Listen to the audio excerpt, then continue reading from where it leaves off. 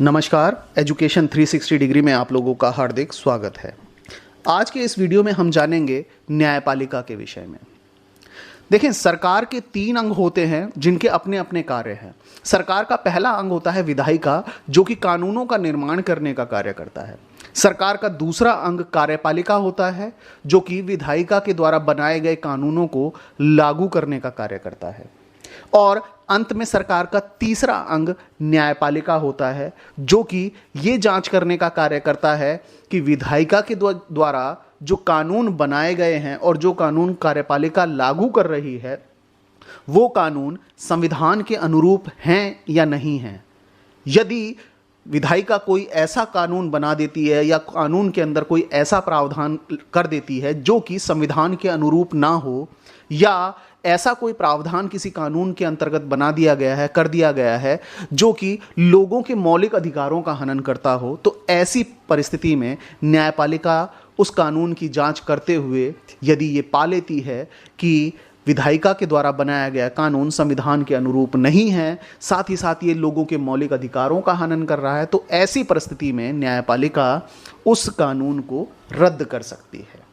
तो न्यायपालिका सरकार का तीसरा अंग है, लेकिन चूंकि न्यायपालिका सरकार का एक बहुत ही महत्वपूर्ण अंग है, इसके विषय में आज हम जानने का प्रयास करते हैं। देखिए, सबसे पहले हम ये जानते हैं कि न्यायपालिका की स्वतंत्रता होती क्या है। आखिरकार न्यायपालिका की स्वतंत्रता हम कहते किसे हैं।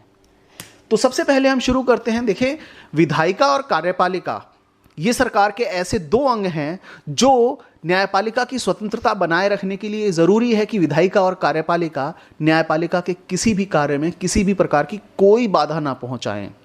और ऐसा इसलिए नहीं होना चाहिए क्योंकि यदि विधायिका और कार्यपालिका न्यायपालिका के किसी कार्य में कोई बाधा पहुंचाते हैं तो वो ठीक ढंग से न्याय का कार्य नहीं कर सकती। यदि न्यायपालिका की स्वतंत्रता को कायम रखना है, न्यायपालिका को स्वतंत्र बनाना है, तो विधायिका और कार्यपालिका उसके कार्यों में हस्तक्षेप न करे। इसके अलावा देखें, दूसरा जो एक बहुत महत्वपूर्ण बिंदु है न्यायपालिका की स्वतंत्रता को लेकर, वो यह है कि सरकार के जो अन्य अंग हैं, यानी विधायिका और कार्यपालिका, ये न्यायपालिका के निर्णयों में किसी भी प्रकार का कोई हस्तक्षेप ना करें। कहने का तात्पर्य यह है कि सरकार के ये जो 2 अंग हैं, विधायिका और कार्यपालिका, न्यायपालिका यदि किसी भी प्रकार का कोई निर्णय देने का प्रयास कर रही है, किसी निर्णय पर पहुंचने का प्रयास कर रही है किसी केस के अंदर, तो उसमें हस्तक्षेप करने का प्रयास ना करें, उस निर्णय को प्रभावित करने का प्रयास ना करें। और भारतीय न्यायपालिका के अंदर, भारतीय संविधान के अंदर यह व्यवस्था की गई है कि सरकार के अन्य अंग न्यायपालिका के निर्णयों में हस्तक्षेप नहीं करते हैं और भारत में स्वतंत्र न्यायपालिका की स्थापना हुई है। इसके अलावा देखें, न्यायपालिका की स्वतंत्रता हम उस पोजीशन में मान सकते हैं जब न्यायाधीश बिना किसी भय के, बिना किसी भेदभाव के, बिना किसी पक्षपात के अपना कार्य करते हैं। कहने का तात्पर्य यह है कि यदि कोई भी न्यायाधीश बिना किसी डर के, बिना किसी पक्षपातपूर्ण व्यवहार के अपना कार्य कर रहा है और दोनों ही पक्ष, विवाद में जो घिरे हुए दोनों पक्ष हैं, उन दोनों ही पक्षों की बातों को बराबरी से सुन रहे हैं, तो हम यह कह सकते हैं कि न्यायपालिका स्वतंत्र रूप से कार्य कर रही है। और भारतीय संविधान के अनुसार ये सारे प्रावधान किए गए हैं जिनके हिसाब से न्यायपालिका की स्वतंत्रता को कायम किया गया है। न्यायपालिका की स्वतंत्रता को कायम रखने के लिए एक बहुत इंपॉर्टेंट जो फैक्टर काम करता है वो है कि भारत में न्यायाधीशों का जो कार्यकाल है वो एकदम निश्चित है। यानी न्यायाधीश एक बार नियुक्त होने के बाद एक निश्चित टर्म तक कार्य करते हैं और सरकार या सरकार के दोनों अंग, विधायिका और कार्यपालिका, किसी भी रूप में न्यायाधीशों के कार्यकाल को शॉर्ट नहीं कर सकते, उसे कट नहीं कर सकते। और एक बार न्यायाधीश यदि नियुक्त हो गया कोई व्यक्ति, तो वो अपनी सेवानिवृत्ति तक, यानी अपनी रिटायरमेंट तक अपने पद पर बने रह सकते हैं। सरकार उन्हें पहले नहीं हटा सकती है। हालांकि ये प्रावधान भी किया गया है कि यदि न्यायाधीशों को हटाया जाना है तो उसके लिए कुछ अलग प्रक्रिया संसद में लगाई जाती है, महाभियोग की प्रक्रिया चलाई जाती है। इसके अलावा देखें, न्यायपालिका की स्वतंत्रता को कायम करने के लिए भारतीय संविधान में न्यायपालिका की जो निर्भरता है, वित्तीय निर्भरता, वो विधायिका और कार्यपालिका से हटा दी गई है। कहने का तात्पर्य यह है कि न्यायपालिका वित्तीय रूप से विधायिका और कार्यपालिका पर निर्भर नहीं है। पैसे से संबंधित, इनके वेतन से संबंधित, न्यायपालिका के अंतर्गत जितने न्यायाधीश कार्य कर रहे हैं उनके खर्चों से संबंधित जो वित्तीय संसाधन हैं उनके लिए न्यायपालिका विधायिका और कार्यपालिका पर निर्भर नहीं है। इनके लिए वित्तीय व्यवस्था अलग से संविधान कर रहा है। इसके अलावा न्यायपालिका की स्वतंत्रता को कायम रखने के लिए भारतीय संविधान के हिसाब से यह व्यवस्था की गई है कि न्यायाधीश जो कार्य कर रहे हैं और न्यायाधीश जो अपने निर्णय दे रहे हैं उन निर्णयों की व्यक्तिगत तौर पर आलोचना नहीं की जा सकती है। यदि कोई व्यक्ति ऐसा करता है कि न्यायाधीश के द्वारा दिए गए किसी निर्णय की व्यक्तिगत आलोचना कर रहा है, उसे गलत ठहराने की बात कर रहा है कि यह निर्णय गलत तरीके से दिया गया है, तो ऐसी पोजीशन में, ऐसी स्थिति में उसे न्यायपालिका की, कोर्ट की, न्यायालय की अवमानना माना जाता है। और न्यायालय की यदि अवमानना का दोषी किसी व्यक्ति को पाया जाता है तो उसे सजा का भी प्रावधान है, उसे दंडित किया जा सकता है, उसे दंड मिल सकता है। इसके अलावा देखें, भारतीय संविधान के हिसाब से न्यायपालिका की स्वतंत्रता को कायम रखने के लिए यह प्रावधान भी किया गया है कि संसद में न्यायाधीशों के जो आचरण हैं, न्यायाधीशों का जो आचरण है, उस आचरण में केवल तभी चर्चा हो सकती है जबकि उन पर महाभियोग यानी उनको हटाने के प्रस्ताव पर विचार कर रही हो। कहने का तात्पर्य एकदम क्लियर है, एकदम स्पष्ट है यहाँ बात कि यदि संसद में महाभियोग नहीं चल रहा है किसी न्यायाधीश पर तो संसद में उसके न्यायाधीश के आचरण पर चर्चा नहीं हो सकती। संसद में न्यायाधीश के आचरण पर, संसद के में न्यायाधीशों के आचरण के ऊपर, उनके कार्यशैली को लेकर चर्चा केवल एक ही परिस्थिति में हो सकती है जबकि संसद उन न्यायाधीशों को या उस न्यायाधीश को, पर्टिकुलर एक किसी न्यायाधीश को हटाने के प्रस्ताव पर, अर्थात उनके ऊपर महाभियोग पर विचार कर रही हो। यदि ऐसा हो रहा है, संसद में उनके ऊपर महाभियोग लगाया जा रहा है, तब ही केवल उसी परिस्थिति में न्यायाधीश के आचरण के ऊपर चर्चा की जा सकती है, सवाल उठाया जा सकता है, अन्यथा ऐसा संभव नहीं है। तो ये सारे प्रावधान थे जो कि न्यायपालिका की स्वतंत्रता को कायम रखने के लिए भारतीय संविधान के अंतर्गत किए गए हैं। और भारतीय संविधान के हिसाब से भारतीय न्यायपालिका को पूर्ण रूप से स्वतंत्र बनाया गया है और ऐसे प्रावधान किए गए हैं कि सरकार के अन्य दो अंग, विधायिका और कार्यपालिका, कहीं भी न्यायपालिका के कार्यक्षेत्र में किसी भी प्रकार का कोई हस्तक्षेप नहीं कर सकते हैं। आइए इसके बाद अब हम चर्चा करते हैं कि हमें स्वतंत्र न्यायपालिका की आवश्यकता आखिरकार क्यों है। हमें, अर्थात लोकतंत्र में स्वतंत्र न्यायपालिका क्यों होनी चाहिए, आखिरकार कौन कौन से ऐसे कारण हैं जिनकी वजह से स्वतंत्र न्यायपालिका की आवश्यकता पड़ती है। देखिए, सबसे पहला जो कारण है वो ये है कि स्वतंत्र न्यायपालिका इसलिए होनी चाहिए ताकि लोगों के बीच में जो विवाद उत्पन्न हो रहे हैं, जो विवाद उठ रहे हैं, उन विवादों को हल किया जा सके। देखें, क्योंकि इतनी ज़्यादा जनसंख्या है, लोगों के हितों का टकराव बहुत आसानी से संभव है। और जब लोगों के हितों का टकराव होता है तो कोई भी व्यक्ति अपने पक्ष को गलत साबित नहीं करना चाहता, क्योंकि उसे ऐसा लगता है कि मेरा पक्ष सही है और सामने वाले का पक्ष गलत है। और जब लोगों के हितों का टकराव होता है तो ऐसी स्थिति में विवाद उत्पन्न होते हैं। और विवादों का हल कौन करेगा? विवादों का हल करने के लिए कोई तो ऐसी ऑर्गेनाइजेशन, कोई तो ऐसी संस्था होनी चाहिए जो बिल्कुल स्वतंत्र रहकर कार्य कर सके। और भारतीय संविधान के हिसाब से न्यायपालिका को विवादों का हल करने की जिम्मेदारी दी गई है। इसलिए स्वतंत्र न्यायपालिका की आवश्यकता है ताकि विवादों का जो हल है वो हो सके। यदि स्वतंत्र न्यायपालिका नहीं होगी, कोई न्यायपालिका ऐसी है या कोई न्यायाधीश न्यायपालिका के अंतर्गत ऐसा है जो किसी एक पक्ष को ज़्यादा तवज्जो दे रहा है, किसी एक पक्ष की बात को ज़्यादा सुन रहा है, तो ऐसे में हम ये मान सकते हैं कि शायद जस्टिस नहीं हो पाएगा। और जस्टिस करने के लिए यह आवश्यक है कि स्वतंत्र न्यायपालिका की स्थापना हो, स्वतंत्र न्यायपालिका हो, जज बायस्ड ना हो। जज यानी न्यायाधीश यदि बायस्ड नहीं होगा तो विवादों को बहुत आसानी से, सरलता से सॉल्व किया जा सकेगा। साथ ही साथ जो निर्णय होगा वो दोनों ही पार्टियां बहुत ही आसानी से उसे मान लेंगी। इसके अलावा देखें, स्वतंत्र न्यायपालिका की आवश्यकता हमें इसलिए है क्योंकि स्वतंत्र न्यायपालिका के द्वारा कानून के शासन का जो भाव है, कानून के शासन की जो बात है, उसे स्थापित किया जाए। कहने का तात्पर्य यह है कि कानून के शासन का जो सिद्धांत है वो एक स्वतंत्र संस्था यानी न्यायपालिका, इसके द्वारा ही स्थापित हो सकती है। न्यायपालिका एक प्रमुख भूमिका में है यहाँ कानून के शासन को स्थापित करने में।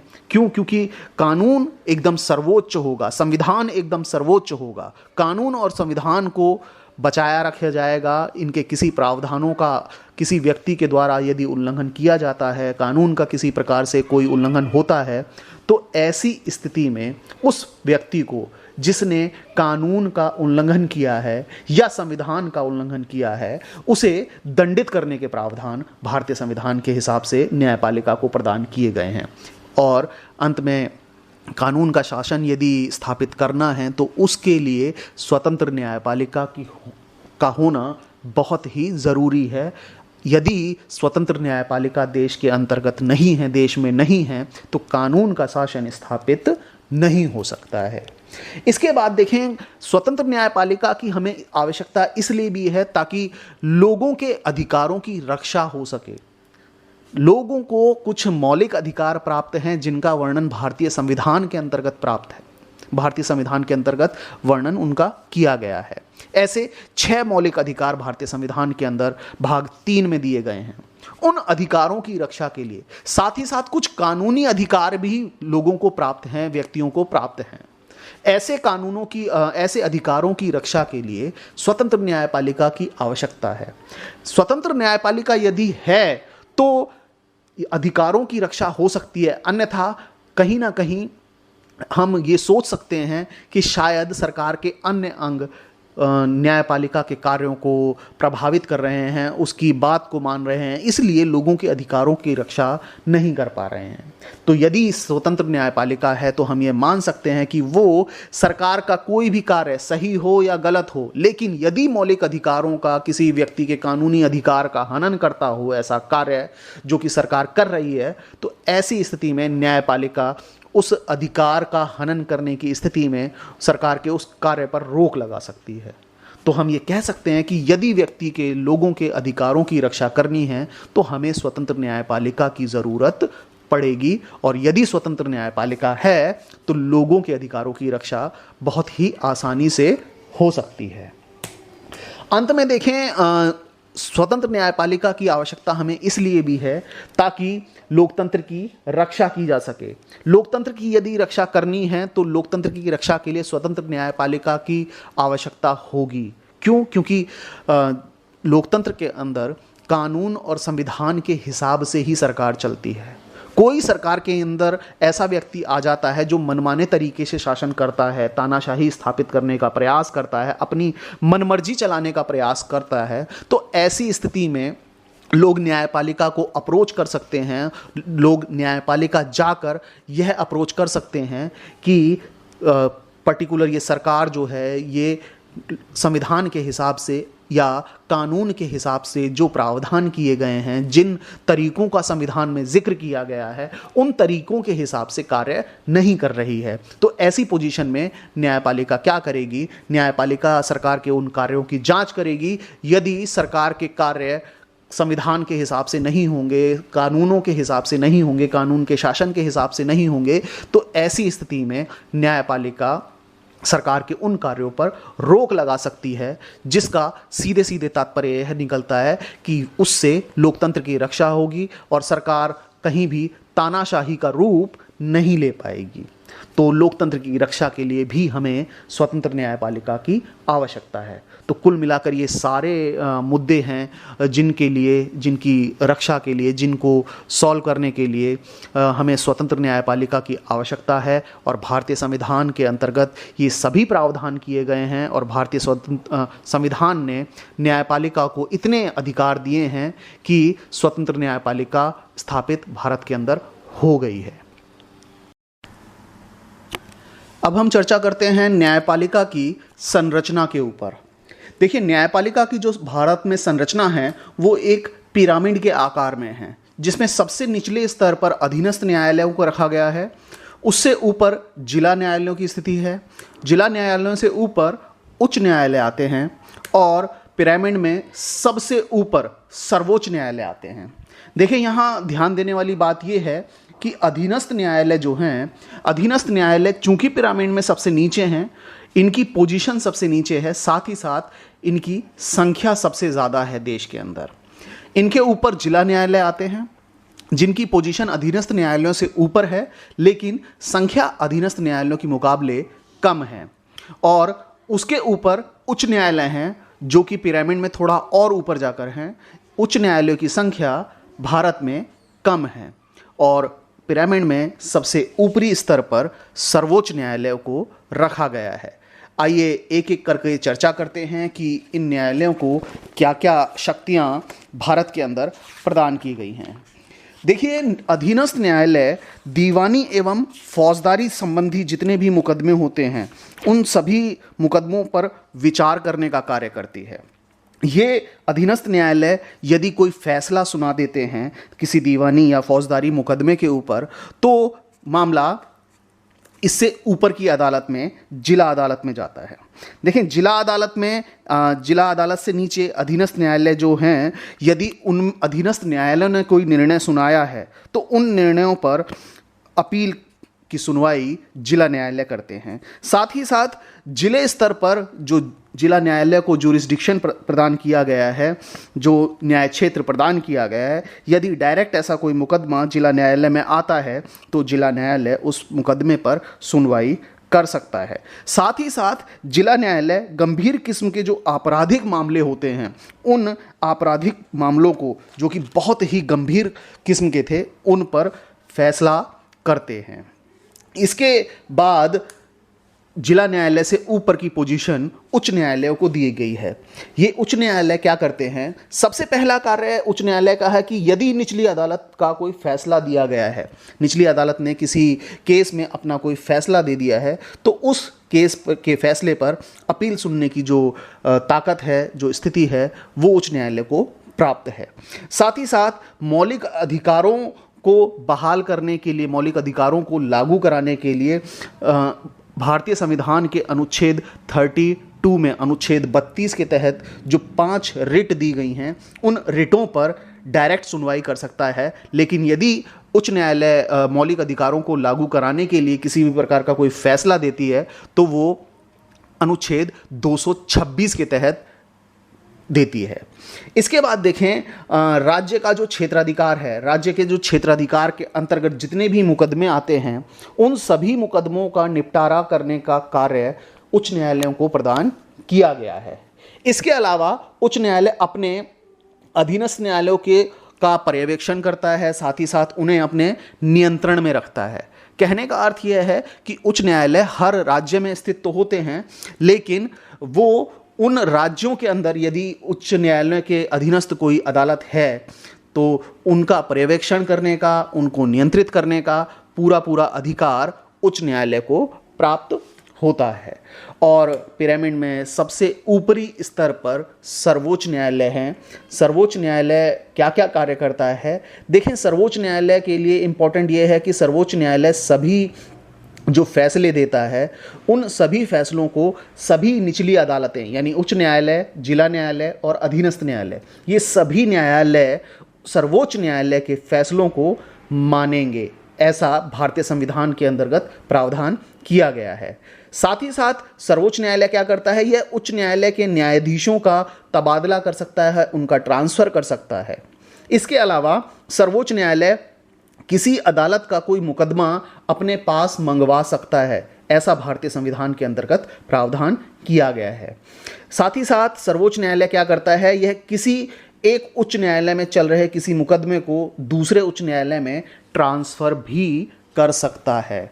तो ये न्यायपालिका की संरचना है, जिसमें सर्वोच्च न्यायालय पिरामिड की संरचना के अंतर्गत सर्वोत्तम स्तर पर है, सर्वोच्च स्तर पर है, सबसे ऊपर है। उसके नीचे उच्च न्यायालय हैं।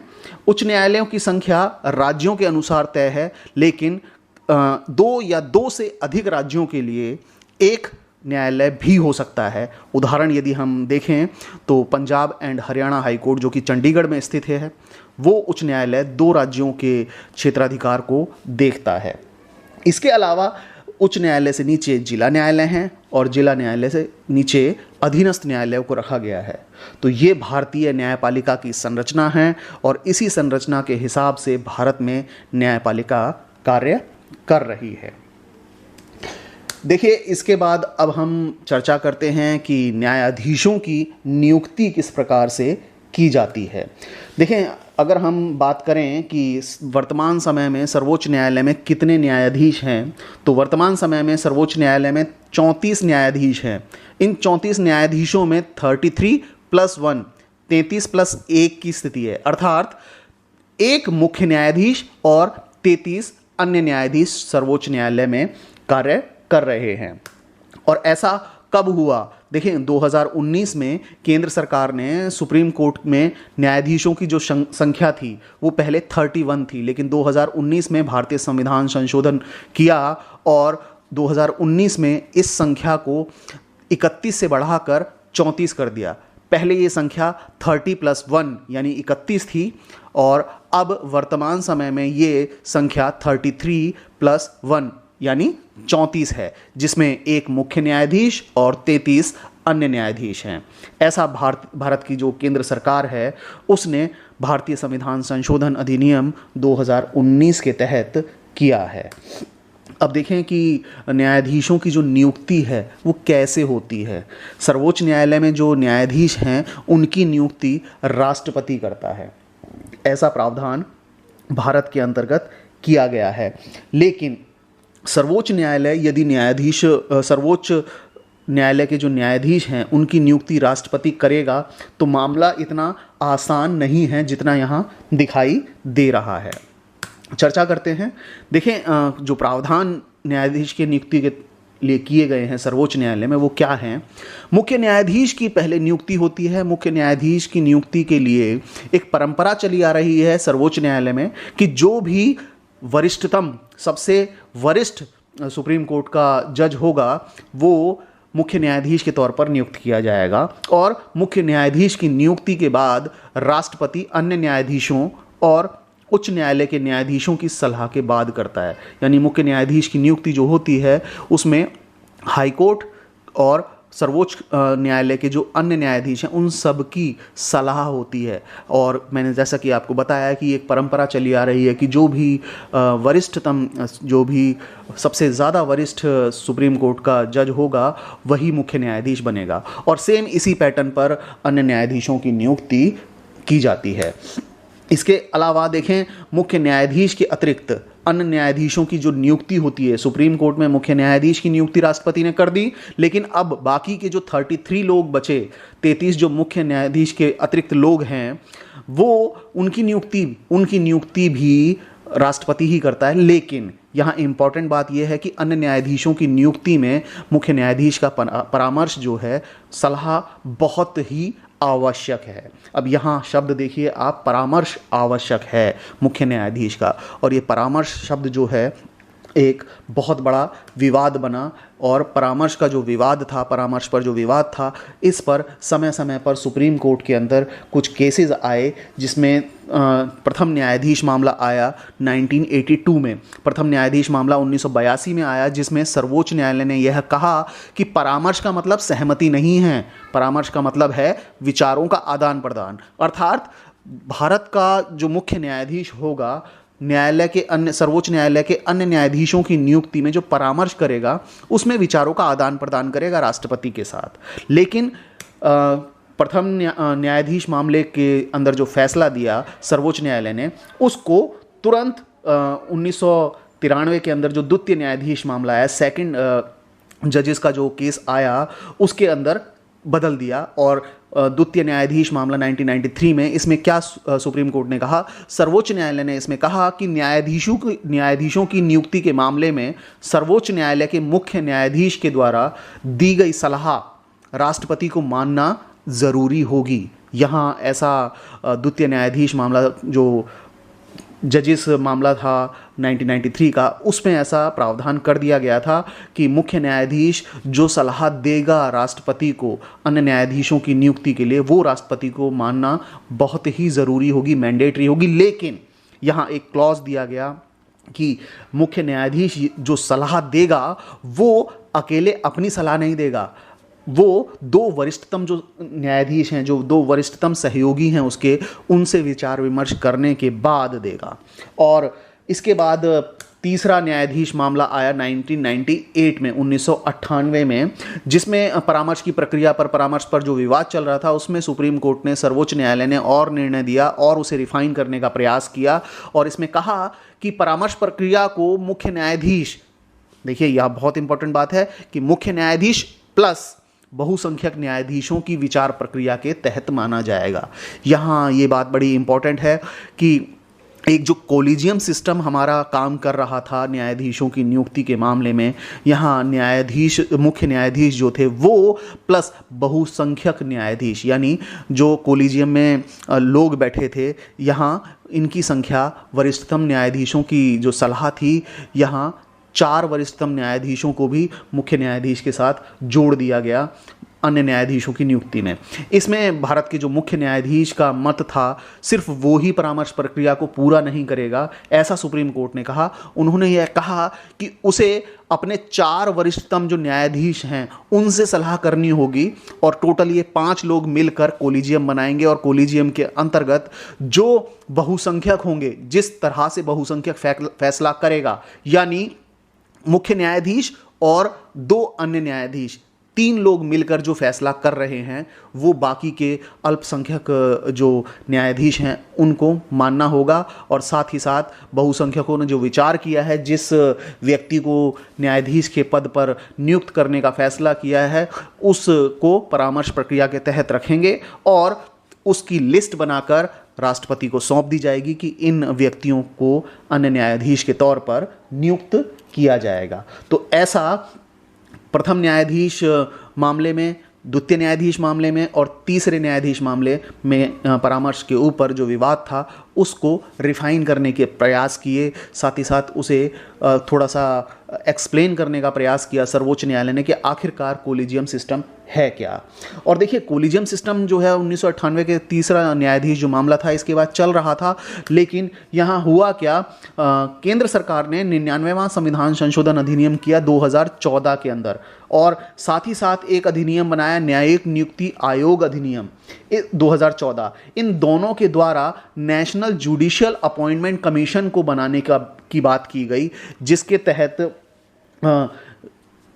एक ये प्रयास किया गया कि सरकार के जो लोग हैं, सरकार के द्वारा जो व्यक्ति हैं, उनका कहीं ना कहीं जुडिशियल अपॉइंटमेंट के अंतर्गत न्यायाधीशों के नियुक्ति के मामले में कहीं ना कहीं रोल प्ले करना होगा उनको। लेकिन सुप्रीम कोर्ट ने ऐसा नहीं होने दिया और वर्ष 2015 में सर्वोच्च न्यायालय ने 99वां संविधान संशोधन अधिनियम जो किया था सरकार ने, साथ ही साथ न्यायिक नियुक्ति अधिनियम 2014 जो किया था, इन दोनों को ही असंवैधानिक घोषित कर दिया। और सुप्रीम कोर्ट ने, सर्वोच्च न्यायालय ने यह कहा कि यह दोनों ही चीज़ें असंवैधानिक हैं, क्योंकि संविधान के अंतर्गत परामर्श शब्द का जो इस्तेमाल किया गया है कि राष्ट्रपति परामर्श के अनुसार अन्य न्यायाधीशों और मुख्य न्यायाधीश की नियुक्ति करेगा, उसके खिलाफ जा रहे हैं। तो वर्तमान समय में यदि हम देखें, इन दोनों ही 99वां संविधान संशोधन अधिनियम 2014 और न्यायिक नियुक्ति आयोग अधिनियम 2014, इन दोनों को ही सर्वोच्च न्यायालय ने असंवैधानिक घोषित कर दिया है। और फिर से अब दोबारा से 2015 के बाद से कोलिजियम जो सिस्टम है न्यायाधीशों की नियुक्ति का, वो कार्य कर रहा है। तो आज के डेट में यदि हम ये देखते हैं कि सुप्रीम कोर्ट में जजों की नियुक्ति किस प्रकार की जाती है, तो हमारे लिए यह बात एकदम क्लियर है, क्रिस्टल क्लियर है कि कोलिजियम सिस्टम के द्वारा भारत में न्यायाधीशों की नियुक्ति की जा रही है। तो ये न्यायाधीशों की नियुक्ति का प्रोसेस था, जिसमें परामर्श, सलाह, कोलिजियम के ऊपर जो बात की गई है, उस पर जो विवाद उठा उस पर समय समय पर सुप्रीम कोर्ट ने क्या कहा, और ये चीज़ें आपको अब क्लियर हो गई होंगी। आइए चर्चा करते हैं न्यायाधीशों को हटाने की प्रक्रिया पर। देखें, सर्वोच्च न्यायालय के न्यायाधीश को हटाने का आधार उसका दुर्व्यवहार या सिद्ध कदाचार होना चाहिए। कहने का तात्पर्य यह है कि सर्वोच्च न्यायालय के न्यायाधीश को यदि हटाया जाना है तो उसका दुर्व्यवहार उसका आधार हो सकता है, या ऐसा कोई मिसकंडक्ट हो सकता है जो उसके द्वारा किया गया हो।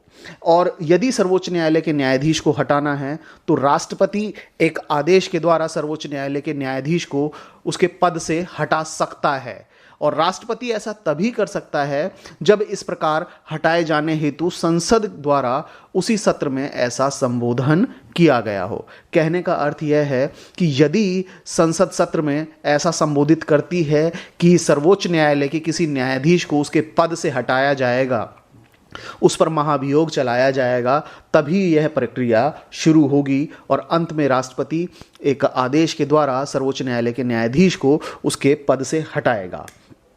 यदि इस प्रकार का कोई आदेश सर्वोच्च न्यायालय के न्यायाधीश को हटाने के लिए राष्ट्रपति की तरफ से आता है तो ऐसे आदेश को संसद के दोनों सदनों में, यानी लोकसभा और राज्यसभा, इन दोनों ही सदनों में विशेष बहुमत से पास होना जरूरी है। अब इस विशेष बहुमत का अर्थ क्या है? देखिए, विशेष बहुमत का अर्थ है संसद की जो कुल सदस्यता है उसका बहुमत, यानी संसद में जितने सदन हैं उन दोनों सदनों के जो कुल सदस्य हैं उनका बहुमत, प्लस सदन के जितने उपस्थित लोग हैं और मत देने वाले जो सदस्य हैं उनका 2/3 लोग अगर वोटिंग कर इस प्रकार के प्रस्ताव को पास कर देते हैं कि सर्वोच्च न्यायालय के न्यायाधीश को उसके पद से हटाना चाहिए, तो इस प्रकार के प्रस्ताव को पास मान लिया जाएगा। और चूंकि वो विशेष बहुमत से प्रस्ताव पास हो गया है, उसके बाद कार्यवाही शुरू होगी। और देखें, एक न्यायाधीश जांच अधिनियम 1968 ये तय करता है कि राष्ट्रपति सुप्रीम कोर्ट के न्यायाधीश को यदि हटाना है तो उस न्यायाधीश को हटाने के लिए जो महाभियोग की प्रक्रिया है उसके बारे में सारी क्लैरिफिकेशंस वो देता है। अब देखते हैं, चर्चा करते हैं कि न्यायाधीश जांच अधिनियम में क्या क्या बातें महाभियोग को लेकर की गई हैं। देखिए, सबसे पहली बात यह है कि इस प्रकार से न्यायाधीश को यदि हटाना है तो निष्कासन प्रस्ताव पर 100 सदस्य, देखें लोकसभा के मामले में 100 सदस्य, और राज्यसभा में यदि इस प्रकार का प्रस्ताव आया है तो वहाँ से 50 सदस्यों के द्वारा हस्ताक्षर करने के बाद प्रस्ताव को अध्यक्ष को या सभापति को दिया जाना चाहिए। यहाँ देखिए, इंपॉर्टेंट बात यह है कि लोकसभा में अध्यक्ष हैं और राज्यसभा में सभापति होते हैं, तो यहाँ दोनों शब्दों का इस्तेमाल किया गया है। और निष्कासन प्रस्ताव यदि लोकसभा से शुरू होता है तो ऐसे में लोकसभा के 100 सदस्य सिग्नेचर करके उस प्रस्ताव को अध्यक्ष को देंगे। यदि राज्यसभा से इस प्रकार का प्रस्ताव आता है निष्कासन का, तो उस पर 50 राज्यसभा के सदस्य हस्ताक्षर करेंगे और सभापति को वो निष्कासन प्रस्ताव प्रस्तुत करेंगे। इसके बाद अध्यक्ष को ये राइट है कि वो इस प्रकार के प्रस्ताव को स्वीकार करे या अस्वीकार करे। दोनों ही पोजीशन अध्यक्ष को या सभापति को प्राप्त हैं कि वो इस प्रकार के प्रस्ताव को शामिल भी कर सकते हैं या इस प्रकार के प्रस्ताव को वो अस्वीकार भी कर सकते हैं। इसके बाद यदि अध्यक्ष ने या सभापति ने इस प्रकार के प्रस्ताव को पास कर लिया है, निष्कासन प्रस्ताव को पास कर दिया है, मान लिया है कि स्वीकार कर दिया और आगे कार्यवाही के लिए एग्री हो गए हैं, तो ऐसी पोजीशन में अध्यक्ष सभापति जो हैं वो इसकी जांच करने के लिए कि ये जो निष्कासन प्रस्ताव सुप्रीम कोर्ट के जज को हटाने के लिए लाया गया है, इसकी जांच करने के लिए एक 3 सदस्यीय समिति की गठन करेंगे। उसका अध्यक्ष सभापति जांच करने के लिए एक 3 सदस्यों की समिति बनाएंगे। इस 3 सदस्यीय जो समिति के अंतर्गत कौन कौन लोग होंगे, ये बड़ी इंपॉर्टेंट बात है। इस समिति में 3 तरह के लोग होंगे, 3 लोग होंगे। देखें, सबसे पहला इंपॉर्टेंट जो चीज़ है वो है कि इस समिति के अंतर्गत भारत के जो मुख्य न्यायाधीश हैं वो शामिल हों या सर्वोच्च न्यायालय का कोई भी न्यायाधीश शामिल हो, पहला व्यक्ति। दूसरा, उच्च न्यायालय का मुख्य न्यायाधीश, किसी भी उच्च न्यायालय के मुख्य न्यायाधीश इसके अंदर शामिल हो सकते हैं। इसके बाद जो तीसरा व्यक्ति इसके लिए, समिति के लिए तय किया गया है, वो है कोई भी प्रतिष्ठित न्यायवादी। ऐसा व्यक्ति जो कानून का बहुत जानकार है, कानून को बहुत अच्छे से जानता है और प्रतिष्ठित न्यायवादी हैं। तो ऐसी पोजीशन में ये तीनों लोग मिलकर, देखिए कौन कौन तीन, भारत के मुख्य न्यायाधीश हो सकते हैं या उनके स्थान पर सर्वोच्च न्यायालय का कोई न्यायाधीश हो सकता है, पहली चीज़। दूसरे पोजीशन पर उच्च न्यायालय का, किसी भी उच्च न्यायालय का मुख्य न्यायाधीश यहाँ काम कर सकते हैं, नंबर 2। तीसरी बात, प्रतिष्ठित न्यायवादी, ऐसा कोई व्यक्ति जो कानून का बहुत जानकार है। तो इन तीन लोगों को मिलाकर एक 3 सदस्यीय समिति का निर्माण किया जाएगा, जो कि जांच करने का कार्य करेंगे कि निष्कासन प्रस्ताव सही है या नहीं है। इसके बाद यदि समिति, ये जो समिति बनी है, इस समिति में ऐसा पाया जाता है, यदि समिति न्यायाधीश को दुर्व्यवहार का दोषी मान लेती है या असक्षम पाती है कि वो अपना काम करने में सक्षम नहीं है, तो ऐसे में सदन इस प्रस्ताव पर विचार कर सकती है। और प्रस्ताव पर जब विचार करेगा सदन के द्वारा, तो सदन विशेष बहुमत से दोनों सदनों में इस प्रस्ताव को पारित करने के बाद राष्ट्रपति को भेजा जाता है। कहने का अर्थ यह है कि समिति पहले जांच करेगी, यदि दुर्व्यवहार का दोषी मानती है समिति या ऐसा मानती है कि वो अपना कार्य करने में सक्षम नहीं है, तो ऐसी पोजीशन में संसद के अंदर इस प्रस्ताव पर विचार किया जाएगा। और विचार करने पर विशेष बहुमत से, जैसा कि मैंने आप लोगों को बताया, विशेष बहुमत से दोनों सदनों में यदि इस प्रकार का प्रस्ताव, निष्कासन प्रस्ताव पारित हो जाता है, पास हो जाता है, तो पास होने के बाद उसे राष्ट्रपति के पास भेजा जाता है।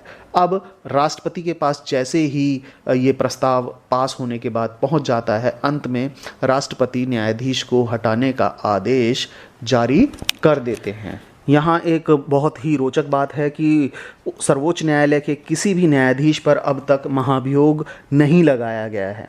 हालांकि पहला और एकमात्र महाभियोग का जो मामला था, सर्वोच्च न्यायालय के न्यायाधीश बी रामास्वामी, जो कि सन 1991 से लेकर 1993 के बीच में सर्वोच्च न्यायालय के न्यायाधीश रहे हैं, उनके ऊपर लगा था। और उन पर जो जांच समिति बनाई गई थी, उस जांच समिति ने उन्हें दुर्व्यवहार का दोषी पाया, लेकिन महाभियोग की प्रक्रिया उन पर पूरी नहीं हो सकी थी, क्योंकि लोकसभा के अंदर वो महाभियोग का प्रस्ताव पास नहीं हो पाया था। क्योंकि उस महाभियोग के प्रस्ताव के अंतर्गत कांग्रेस की जो पार्टी थी, उसने वोटिंग से अपने आप को अलग कर लिया था। तो ये एक मात्र ऐसा उदाहरण रहा भारतीय राजनीति के अंतर्गत, जब सर्वोच्च न्यायालय के किसी न्यायाधीश पर महाभियोग लगाने का प्रयास किया गया, परंतु उसे उसके पद से महाभियोग की प्रक्रिया पूरा ना होने के कारण हटाया नहीं गया। आइए अब हम चर्चा करते हैं सर्वोच्च न्यायालय के क्षेत्राधिकार के ऊपर। सर्वोच्च न्यायालय का क्षेत्राधिकार मूल रूप से अलग अलग पार्ट्स में हम लोगों ने डिवाइड किया है। तो ये जो मूल रूप से पार्ट्स में डिवाइड किया है, इसमें 7 पार्ट्स हम लोगों ने बनाए हुए हैं। सबसे पहला जो क्षेत्राधिकार है, मौलिक क्षेत्राधिकार। दूसरा न्यायिक क्षेत्राधिकार। तीसरा अपीलीय क्षेत्राधिकार। चौथा सलाहकारी क्षेत्राधिकार। पांचवा अभिलेख न्यायालय का अधिकार। और छठा जो सर्वोच्च न्यायालय का क्षेत्राधिकार है, वो न्यायिक समीक्षा करने की शक्ति उसे प्राप्त है, वो है। और अन्य जो शक्तियां हैं, इसके अलावा कुछ और शक्तियां ऐसी होती हैं जिनका वर्णन अन्य शक्तियों के अंतर्गत कर दिया गया है। आइए चर्चा करते हैं एक एक करके। सबसे पहले सर्वोच्च न्यायालय के मौलिक क्षेत्राधिकार पर चर्चा करते हैं कि सर्वोच्च न्यायालय का मौलिक क्षेत्राधिकार क्या होता है। देखिए, सर्वोच्च न्यायालय का मौलिक क्षेत्राधिकार ऐसा क्षेत्राधिकार है जिसके अंदर इस प्रकार के केसों की, इस प्रकार के विवादों की सुनवाई होती है जब एक साइड में केंद्र सरकार हो और दूसरी साइड में एक या एक से अधिक राज्य हों।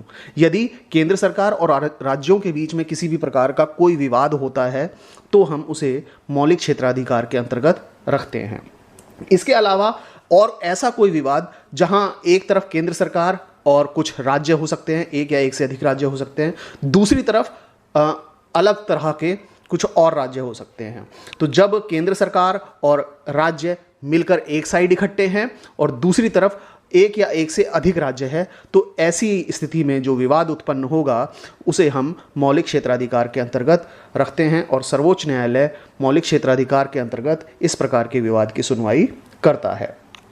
इसके अलावा मौलिक क्षेत्राधिकार में जो अंतिम क्षेत्राधिकार है, अंतिम विवाद का तरीका है, वो क्या है? जब दो या दो से अधिक राज्यों के बीच में किसी भी प्रकार का कोई विवाद हो जाता है, तो ऐसी स्थिति में सर्वोच्च न्यायालय मौलिक क्षेत्राधिकार के अंतर्गत उस पर निर्णय सुनाता है, उस पर सुनवाई करता है। देखिए, यहाँ इंपॉर्टेंट बात क्या है कि यदि मौलिक क्षेत्राधिकार के रूप में कोई विवाद आ रहा है, तो विवाद ऐसा होना चाहिए जिसमें कोई लीगल राइट का इन्फ्रिंजमेंट हो रहा है, यानी राज्य सरकार का या केंद्र सरकार किसी लीगल राइट के इन्फ्रिंजमेंट पर बात कर रही है, राज्यों से उसकी लड़ाई हो रही है, या जो राज्य आपस में विवाद खड़ा कर चुके हैं उनके किसी लीगल राइट का वायलेशन हो रहा है, तभी सर्वोच्च न्यायालय मौलिक क्षेत्राधिकार का इस्तेमाल करते हुए उस पर सुनवाई करेगी। ऐसा नहीं हो सकता कि कोई राजनीतिक विवाद हो, राजनीतिक प्रकृति का विवाद हो, उस विवाद पर, राजनीतिक विवाद पर सर्वोच्च न्यायालय के अंतर्गत चले जाएंगे राज्य या केंद्र सरकार, तो यह संभव नहीं है। तो कहने का बिल्कुल तात्पर्य एकदम क्लियर है कि विवाद ऐसा होना चाहिए जिसमें कोई कानूनी अधिकार का मसला है और वो मसले को लेकर विवाद चल रहा है। पॉलिटिकल इश्यू को लेकर सुप्रीम कोर्ट मौलिक क्षेत्राधिकार के अंतर्गत नहीं जा सकते हैं। साथ ही साथ यहाँ इंपॉर्टेंट बात मौलिक क्षेत्राधिकार के अंतर्गत क्या है कि यदि इस प्रकार का कोई विवाद उत्पन्न हो रहा है केंद्र सरकार या राज्यों के बीच, या राज्यों के बीच में ही किसी प्रकार का कोई विवाद उत्पन्न हो रहा है, तो ऐसी स्थिति में किसी नागरिक के द्वारा केंद्र या राज्य सरकार जो है उनके विरुद्ध कोई मामला सुप्रीम कोर्ट में लेकर आया जाता है, तो उसे स्वीकार मौलिक क्षेत्राधिकार के अंतर्गत नहीं किया जाता। ये बड़ी ही इंपॉर्टेंट बात है। ये इस प्रावधान भारतीय संविधान के अंदर इसलिए रखा गया है क्योंकि जो भी व्यक्ति इस प्रकार का कोई विवाद, कोई नागरिक इस प्रकार का विवाद सर्वोच्च न्यायालय के पास लेकर जाता है अपनी तरफ से कि केंद्र सरकार और राज्य सरकारों के बीच में विवाद है तो आप इस पर सुनवाई कीजिए, तो ऐसा पॉसिबल नहीं है। ऐसा इसलिए रखा गया है क्योंकि कहीं ना कहीं सर्वोच्च न्यायालय को ये पावर दी गई है कि नागरिकों को इससे बाहर रखा जाए, क्योंकि नागरिक इन्फ्लुएंस हो सकते हैं। तो कहने का मतलब यह है कि, कहने का तात्पर्य यह है कि सर्वोच्च न्यायालय के मौलिक क्षेत्राधिकार के अंतर्गत सर्वोच्च न्यायालय सिर्फ और सिर्फ ऐसे ही विवादों की सुनवाई करेगा जो केंद्र और राज्य सरकार की तरफ से जाएंगे। यदि नागरिक की तरफ से कोई भी विवाद लेकर कोर्ट में पहुंचता है तो उस केस पर सुनवाई नहीं होगी। अब यहाँ मौलिक क्षेत्राधिकार के अंतर्गत कुछ इंपॉर्टेंट बातें ये भी हैं कि केंद्र और राज्य सरकारों के बीच में यदि किसी प्रकार का कोई विवाद हो जाता है, या राज्य सरकारों के बीच में ही किसी प्रकार का कोई विवाद हो जाता है, तो ऐसा नहीं है कि वो मौलिक क्षेत्राधिकार के अंतर्गत आएगा। तो कुछ ऐसी बातें हैं जिसे मौलिक क्षेत्राधिकार से बाहर रखा गया है। मैं आप लोगों को एक एक करके बता देता हूं कि कौन कौन सी ऐसी बातें हैं जिन्हें सर्वोच्च न्यायालय के मौलिक क्षेत्राधिकार से बाहर रखा गया है। हालांकि ये विवाद राज्यों के बीच में और केंद्र सरकार के बीच में हो सकते हैं, लेकिन इसके बावजूद इन्हें मौलिक क्षेत्राधिकार से बाहर रखा गया है। तो इसमें कौन कौन सी चीज़ें शामिल हो सकती हैं? देखिए, ऐसा कोई भी विवाद हो सकता है जो किसी पूर्व संधि के द्वारा, या कोई पूर्व की संधि है, कोई समझौता है, या कोई एग्रीमेंट किया हुआ है, या इसी प्रकार की किसी समान संस्था के द्वारा लेकर कोई विवाद उत्पन्न हो गया है, तो वो मौलिक क्षेत्राधिकार के अंतर्गत नहीं आएगा। साथ ही साथ ऐसा कोई विवाद जो संधि समझौते से उत्पन्न हो गया है, अचानक से ऐसी कोई बात हो गई है जो किसी संधि या समझौते के द्वारा कोई विवाद उत्पन्न हो गया है, तो वो भी मौलिक क्षेत्राधिकार से बाहर रखा गया है। इसके अलावा अंतर्राज्यीय जल जो विवाद है वो सर्वोच्च न्यायालय के मौलिक क्षेत्राधिकार से बाहर रखा गया है। अंतर्राज्यीय जल विवाद सर्वोच्च न्यायालय के मौलिक क्षेत्राधिकार के अंतर्गत नहीं आता है। साथ ही साथ वित्त आयोग के संदर्भ के जो मामले हैं उन्हें भी मौलिक क्षेत्राधिकार से बाहर रखा गया है। और केंद्र तथा राज्यों के बीच में जो कुछ खर्चे हैं या पेंशन का समझौता किया गया है, उसमें किसी प्रकार का कोई विवाद आता है तो वो भी मौलिक क्षेत्राधिकार से बाहर है। साथ ही साथ केंद्र और राज्य सरकारों के बीच में वाणिज्यिक प्रकृति वाला कोई साधारण सा विवाद आ जाता है तो वो भी मौलिक क्षेत्राधिकार से बाहर है, उसकी सुनवाई मौलिक क्षेत्राधिकार के अंतर्गत नहीं हो सकती। इसके अलावा केंद्र सरकार के खिलाफ राज्य किसी भी प्रकार की कोई नुकसान की भरपाई करवाने की कोशिश करता है सर्वोच्च न्यायालय के द्वारा, तो ऐसा मौलिक क्षेत्राधिकार में संभव नहीं है। तो ये वो सारी बातें थीं जो कि मौलिक क्षेत्राधिकार से बाहर रखी गई हैं। ये सारे वो विवाद थे जो मौलिक क्षेत्राधिकार से बाहर थे। इसके बाद देखिए, सर्वोच्च न्यायालय का जो क्षेत्राधिकार है वो न्यायिक प्रकृति का है। न्यायिक प्रकृति में सबसे इंपॉर्टेंट बात यह है कि सर्वोच्च न्यायालय मौलिक अधिकारों के एक रक्षक की गारंटर के रूप में स्थापित किया गया है। सर्वोच्च न्यायालय संविधान में नागरिकों के जो मौलिक अधिकार हैं उसके अधिकारों की रक्षा करने वाला ऐसा संस्थान है जो नागरिकों के मौलिक अधिकारों की रक्षा करता है। तो सर्वोच्च न्यायालय का जो न्यायिक क्षेत्राधिकार है, इसमें सर्वोच्च न्यायालय नागरिकों के मौलिक अधिकारों की रक्षा करता है और ये गारंटी देता है कि यदि किसी व्यक्ति के मौलिक अधिकारों का हनन होता है तो वो डायरेक्ट सुप्रीम कोर्ट का दरवाज़ा खटखटा सकता है। इसके बाद सर्वोच्च न्यायालय का जो क्षेत्राधिकार है उसका विस्तार अपीलीय क्षेत्राधिकार तक पहुंच गया है। अपीलीय क्षेत्राधिकार के अंतर्गत 3 अलग अलग बातें हैं, 3 अलग अलग तरह की अपीलें की जा सकती हैं। पहली अपील की जा सकती है किसी संवैधानिक मुद्दे पर, दूसरी अपील किसी दीवानी मुकदमे पर की जा सकती है सर्वोच्च न्यायालय में, और तीसरे प्रकार की अपील किसी आपराधिक केस पर अपील की जा सकती है सर्वोच्च न्यायालय में। इन तीनों पर एक एक करके चर्चा करते हैं। सबसे पहले हम बात करते हैं कि संवैधानिक मामलों पर सर्वोच्च न्यायालय का अपीलीय जो क्षेत्राधिकार है वो क्या है। देखें, संवैधानिक जो मामले हैं उसमें सर्वोच्च न्यायालय में उच्च न्यायालय के जो फैसले हैं उनके खिलाफ अपील की जा सकती है। कहने का अर्थ बिल्कुल क्लियर है कि यदि उच्च न्यायालय ने ऐसा कोई फैसला दिया है जो कि संविधान के खिलाफ है तो ऐसे मसले पर, संवैधानिक ऐसे मामले पर सर्वोच्च न्यायालय के अंदर अपील की जा सकती है। यदि उच्च न्यायालय ऐसा कोई फैसला दे देता है जिसमें व्यक्ति को, किसी इंसान को ऐसा लगता है कि शायद संवैधानिक रूप से वो सही नहीं था, संविधान के किसी प्रावधान का उल्लंघन कर रहा है और किसी एरर के तहत उच्च न्यायालय ने, हाई कोर्ट ने ये फैसला दिया है, तो ऐसे एरर के खिलाफ अपील की जा सकती है सुप्रीम कोर्ट में, सर्वोच्च न्यायालय में। तो ये संविधान के अंतर्गत भारतीय सर्वोच्च न्यायालय का क्षेत्राधिकार है जो अपीलीय क्षेत्राधिकार के अंतर्गत संवैधानिक मामलों को अपील की जा सकती है। इसके बाद अपीलीय क्षेत्राधिकार में दीवानी मामले आते हैं कि दीवानी यानी सिविल केसेस। यदि सिविल केसेस के अंतर दीवानी मामलों के तहत सर्वोच्च न्यायालय में किसी भी मामले को लाया जा सकता है। यदि उच्च न्यायालय यह कह दे कि मामला सामान्य महत्व के प्रश्न पर आधारित है और ऐसा प्रश्न जिसका निर्णय उच्चतम न्यायालय या सर्वोच्च न्यायालय के द्वारा किया जाना जरूरी है, यदि इस तरह की कोई बात हाई कोर्ट कह देता है तो सर्वोच्च न्यायालय में दीवानी मामले के तहत अपील की जा सकती है। साथ ही साथ यदि दीवानी मामले में किसी भी प्रकार का फैसला दिया गया है तो उसकी अपील पहुंच सकती है सुप्रीम कोर्ट। ये दीवानी मामलों का अपीलीय क्षेत्राधिकार था। इसके बाद तीसरा और अंतिम अपीलीय क्षेत्राधिकार आपराधिक मामलों का है। आपराधिक मामले सर्वोच्च न्यायालय में उच्च न्यायालय के आपराधिक मामलों के फैसलों के खिलाफ सुनवाई करता है। यानी उच्च न्यायालय ने आपराधिक किसी मामले में अपना जजमेंट सुना दिया है, अपना फैसला सुना दिया है, तो उसके खिलाफ सर्वोच्च न्यायालय में अपील की जा सकती है। लेकिन ऐसा कब है? यदि उच्च न्यायालय ने आरोपी व्यक्ति के खिलाफ दोष के आदेश को पलट दिया हो और उसे सजाए मौत दी हो और किसी अधीनस्थ न्यायालय से मामला लेकर आरोपी व्यक्ति को दोष सिद्ध किया गया हो तो उसे सजाए मौत दी गई हो। ऐसा जब हो जाता है और उच्च न्यायालय यह प्रमाणित कर दे कि संबंधित मामला सर्वोच्च न्यायालय में ले जाने के योग्य है, तो ऐसे आपराधिक मामले के अंतर्गत सर्वोच्च न्यायालय में अपील की जा सकती है। हालांकि देखिए, आपराधिक मामलों में जो अपील की जा सकती थी, अपीलीय जो क्षेत्राधिकार है सर्वोच्च न्यायालय का, सन 1970 में संसद ने क्या किया, सर्वोच्च न्यायालय के आपराधिक मामलों में अपील करने के क्षेत्राधिकार को थोड़ा सा विस्तारित किया, इसे थोड़ा सा बढ़ा दिया।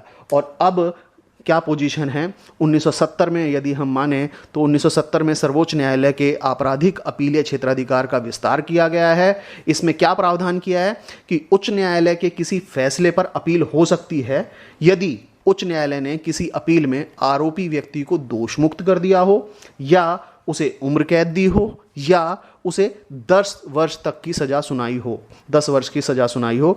तो ऐसे मामले में स्वयं किसी मामले को अधीनस्थ न्यायालय से लिया हो और आरोपी व्यक्ति को 10 साल तक की सज़ा सुनाई हो, तो ऐसी पोजीशन में हाई कोर्ट से ऐसी पोजीशन में कोई फैसला सुनाया गया हो तो उस स्थिति में सर्वोच्च न्यायालय में इस आपराधिक फैसले के खिलाफ, आपराधिक मामले में फैसले के खिलाफ सर्वोच्च न्यायालय में अपीलीय क्षेत्राधिकार का प्रयोग करते हुए अपील की जा सकती है। तो ये सर्वोच्च न्यायालय का अपीलीय क्षेत्राधिकार है। आप लोग याद रखिए, अपीलीय क्षेत्राधिकार को 3 प्रकार से अलग अलग तरीके में बांट दिया गया है। सबसे पहले संवैधानिक, फिर दीवानी, फिर आपराधिक यानी फौजदारी मामले। इन तीनों ही प्रकार के मामलों में सर्वोच्च न्यायालय में अपील संभव है और अपील की जा सकती है।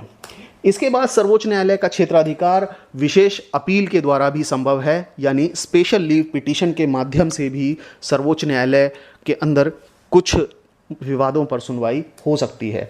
देखें, सर्वोच्च न्यायालय के विशेष अनुमति के द्वारा जब अपील करता है तो ऐसे में सर्वोच्च न्यायालय को इस बात का अधिकार होता है कि वो अपना मत विशेष अनुमति प्राप्त अपील को दे दे। यदि सुप्रीम कोर्ट ने, सर्वोच्च न्यायालय ने किसी विवाद पर अपना मत दे दिया है और विशेष अनुमति प्रदान करी है, तो ऐसी अपील को सर्वोच्च न्यायालय में सुना जा सकता है, और जो कि किसी भी फैसले से संबंधित हो, किसी मामले से जुड़ी हो, और ऐसा फैसला किसी न्यायालय या ट्रिब्यूनल से संबंधित हो, तो ऐसे मामले में सर्वोच्च न्यायालय का क्षेत्राधिकार विशेष अनुमति के द्वारा, स्पेशल लीव पिटीशन के द्वारा अपील पर शामिल किया जा सकता है। इसके अंदर एक इम्पॉर्टेंट बात जो है वो ये है कि यदि स्पेशल लीव पिटीशन के द्वारा कोई अपील सर्वोच्च न्यायालय के अंतर्गत की जाती है, विशेष अनुमति के द्वारा कोई अपील सर्वोच्च न्यायालय में की जाती है, तो ये कोई अधिकार के तौर पर दावा नहीं किया जा सकता। क्यों? क्योंकि यह एक विवेक अनुसार शक्ति दी गई है सर्वोच्च न्यायालय को।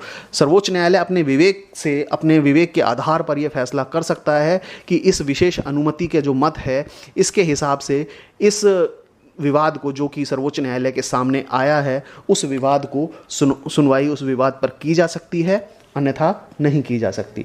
तो बात एकदम क्लियर है कि यदि स्पेशल लीव पिटीशन के द्वारा कोई केस की अपील की जाती है तो उसमें सुप्रीम कोर्ट को, सर्वोच्च न्यायालय को विवेक के अनुसार शक्ति प्राप्त है। इसका अधिकार के रूप में दावा नहीं किया जा सकता। सर्वोच्च न्यायालय के सामने ये बात नहीं की जा सकती कि आपको इस पर सुनवाई करनी ही पड़ेगी। इसके अलावा देखें, यदि स्पेशल लीव पिटीशन में सुप्रीम कोर्ट किसी भी प्रकार का कोई फैसला सुनाता है तो वो फैसला एकदम अंतिम होता है, एकदम फाइनल होता है, और साथ ही साथ यह मामला किसी भी मामले से संबंधित हो सकता है, किसी भी प्रकार का हो सकता है। जरूरी नहीं है संवैधानिक मुद्दे पर हो, जरूरी नहीं है दीवानी पर ही हो, या आपराधिक ही केस हो, तभी स्पेशल लीव पिटीशन में हम अपील कर सकते हैं सर्वोच्च न्यायालय में। ऐसा पॉसिबल नहीं है। मामला किसी भी तरह का हो, किसी भी तरह के मामले से संबंधित हो बात, उसे स्पेशल लीव पिटीशन के द्वारा अपील सर्वोच्च न्यायालय में करने का अधिकार है। यदि सर्वोच्च न्यायालय विशेष अनुमति देता है, स्पेशल लीव पिटीशन को एक्सेप्ट करता है, तो सर्वोच्च न्यायालय में सुनवाई उस केस पर, उस विवाद पर संभव है।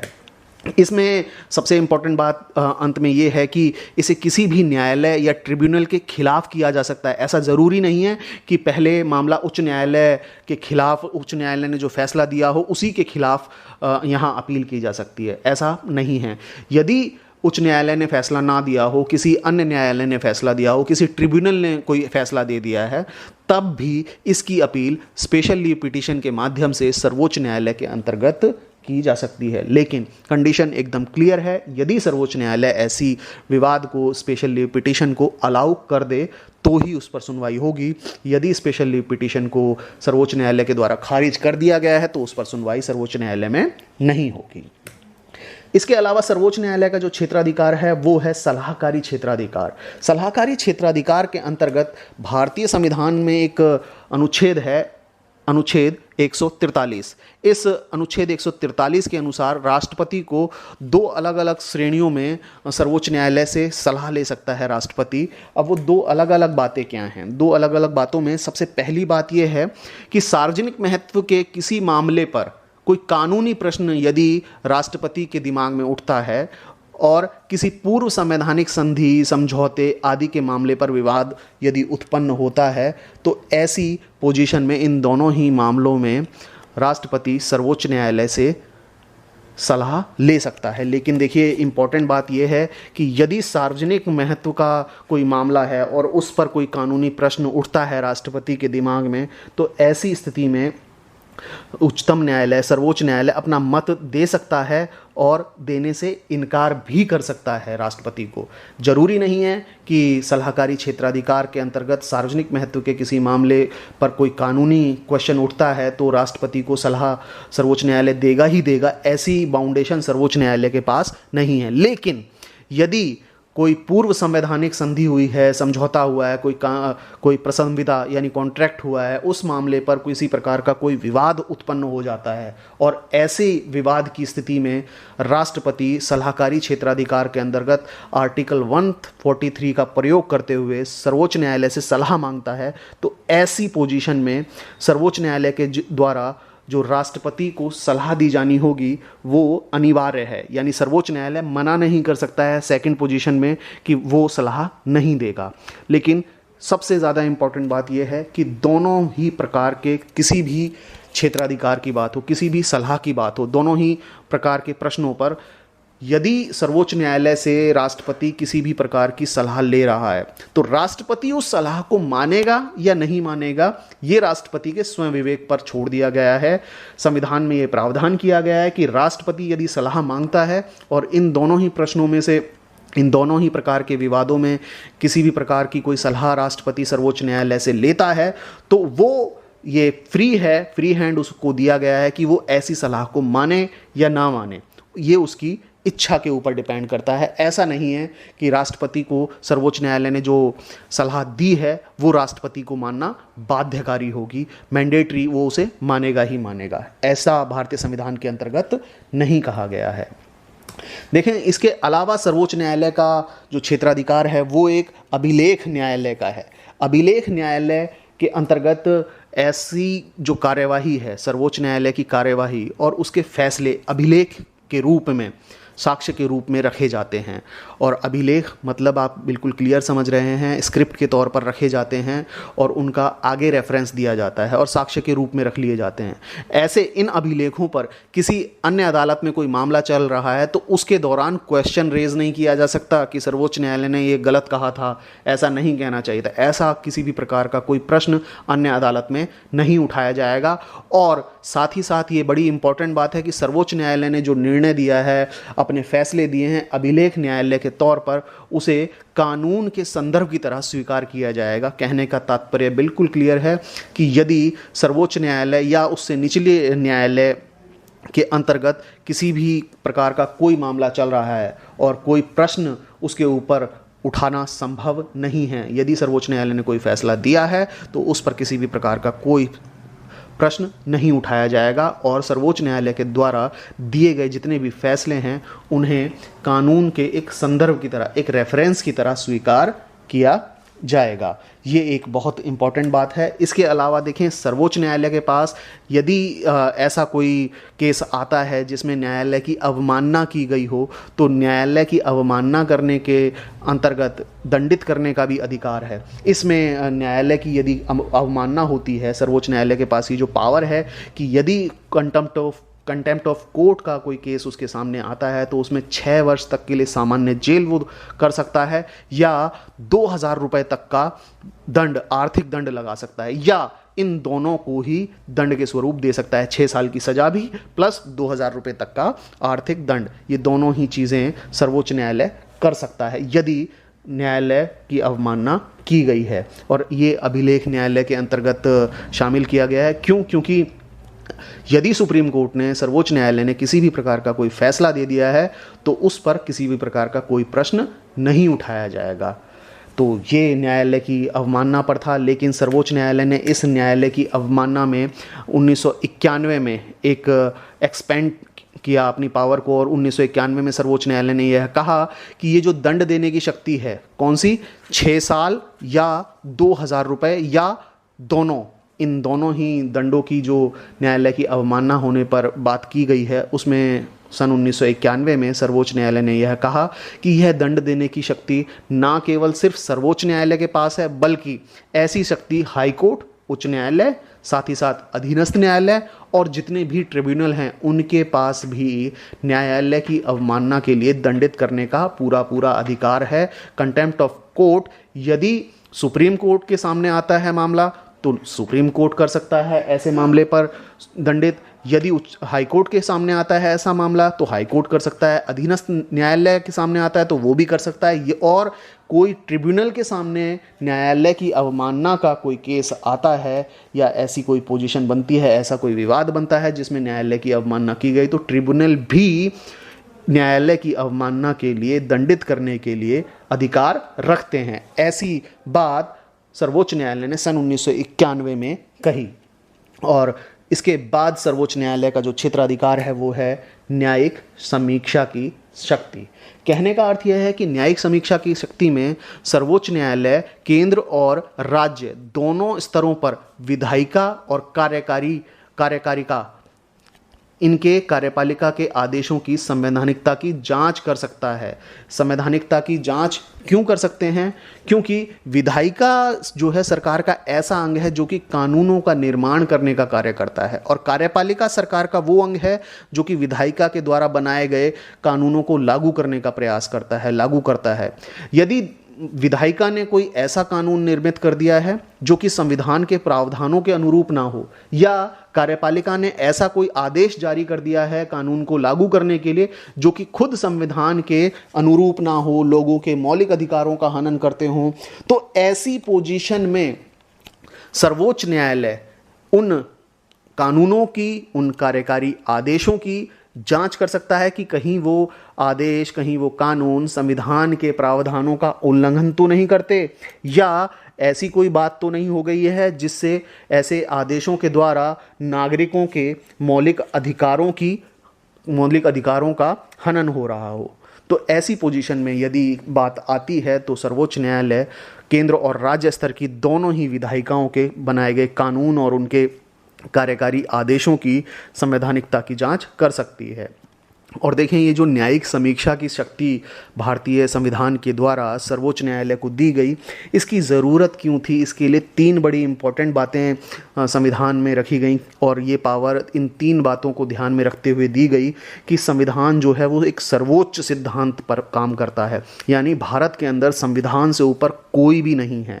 और इस सिद्धांत को मानते हुए सर्वोच्च न्यायालय को न्यायिक समीक्षा की शक्ति प्रदान की गई। साथ ही साथ दूसरा एक बहुत महत्वपूर्ण मुद्दा है जिसकी वजह से न्यायिक समीक्षा की शक्ति सर्वोच्च न्यायालय को दी गई, वो थी संघीय समानता को बनाए रखने के लिए। जो संघीय स्तर पर यानी केंद्र और राज्यों के बीच में संतुलन की जो स्थिति है उसे बनाने के लिए सर्वोच्च न्यायालय के क्षेत्राधिकार के अंतर्गत न्यायिक समीक्षा की शक्ति दी गई। और अंत में तीसरी जो बहुत महत्वपूर्ण बात है कि सर्वोच्च न्यायालय को न्यायिक समीक्षा की शक्ति क्यों दी गई है, वो तीसरी बात है नागरिकों के मौलिक अधिकारों की रक्षा के लिए। तो ये तीन बातें संविधान की सर्वोच्चता को बनाए रखने के लिए, संघीय ढांचे में केंद्र और राज्य सरकारों के बीच में संतुलन बनाए रखने के लिए, साथ ही साथ नागरिकों के मौलिक अधिकारों की रक्षा के लिए न्यायिक समीक्षा की शक्ति भारतीय संविधान के अंतर्गत सर्वोच्च न्यायालय को दी गई है, प्रदान की गई है। इसके बाद सर्वोच्च न्यायालय के क्षेत्राधिकार के अंतर्गत कुछ ऐसी पावर्स भी हैं जिन्हें हम अन्य शक्तियों के नाम से जानते हैं, यानी जिनका वर्णन हमने पहले नहीं किया है। अब बाकी की बची हुई हम अन्य शक्तियों पर, अन्य क्षेत्राधिकार के ऊपर बात कर लेते हैं कि ऐसी कौन कौन सी अन्य शक्तियां हैं जो कि सर्वोच्च न्यायालय के क्षेत्राधिकार के अंतर्गत शामिल हैं। देखें, सबसे पहली बात यह है कि सर्वोच्च न्यायालय राष्ट्रपति एवं उपराष्ट्रपति का जो निर्वाचन है उससे संबंधित किसी भी प्रकार का कोई विवाद यदि उठता है तो उसका निपटारा करने की शक्ति रखता है। कहने का तात्पर्य बिल्कुल क्लियर है कि यदि राष्ट्रपति और उपराष्ट्रपति के इलेक्शन से संबंधित, चुनाव से संबंधित किसी भी प्रकार का कोई विवाद उत्पन्न होता है तो सर्वोच्च न्यायालय इस प्रकार के विवाद पर सुनवाई कर सकता है। इसके अलावा सर्वोच्च न्यायालय संघ लोक सेवा आयोग के अध्यक्ष एवं इसके सदस्यों के व्यवहार और उसके आचरण की जांच करता है। यदि सर्वोच्च न्यायालय ऐसा पाता है कि यूपीएससी के अध्यक्ष और उसके सदस्यों का व्यवहार और आचरण ठीक नहीं है और उन्हें दुर्व्यवहार का दोषी पाता है, तो ऐसे में सर्वोच्च न्यायालय राष्ट्रपति से उसको हटाने की सिफारिश कर सकता है और उच्चतम न्यायालय के द्वारा दी गई इस प्रकार की सलाह को राष्ट्रपति बाध्य रूप से मानेगा। राष्ट्रपति को उसकी सलाह बाध्यकारी है कि वो माने ही माने, ये मैंडेटरी रूप से मानना होता है। कहने का तात्पर्य बिल्कुल क्लियर है कि सर्वोच्च न्यायालय यदि यूपीएससी के अध्यक्ष और सदस्यों के को ये पाता है कि उन्होंने दुर्व्यवहार किया है, दुर्व्यवहार का दोषी पाता है यूपीएससी के अध्यक्ष और सदस्यों के ऊपर, तो राष्ट्रपति को उनसे हटाने की सिफारिश कर सकता है और ये सिफारिश राष्ट्रपति जरूर मानेगा। ऐसा नहीं है कि राष्ट्रपति इस सिफारिश पर या इस सलाह पर कार्य नहीं करेगा। इसके अलावा देखें, अन्य शक्तियों में ये शामिल है कि सर्वोच्च न्यायालय अपने स्वयं के फैसलों की समीक्षा कर सकता है। यानी कहने का बिल्कुल तात्पर्य क्लियर है कि सर्वोच्च न्यायालय ने जो अपने फैसले दिए हैं पूर्व में, पहले जो फैसले दिए हैं, उनको समीक्षा करने की शक्ति रखता है।